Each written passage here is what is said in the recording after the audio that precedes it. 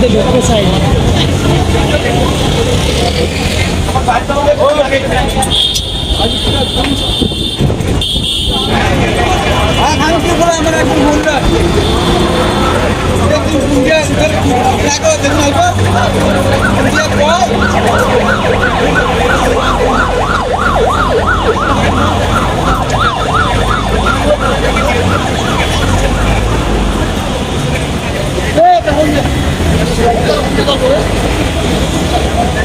কালকে দেখা হবে কিরম নাকি বলে দিছে যে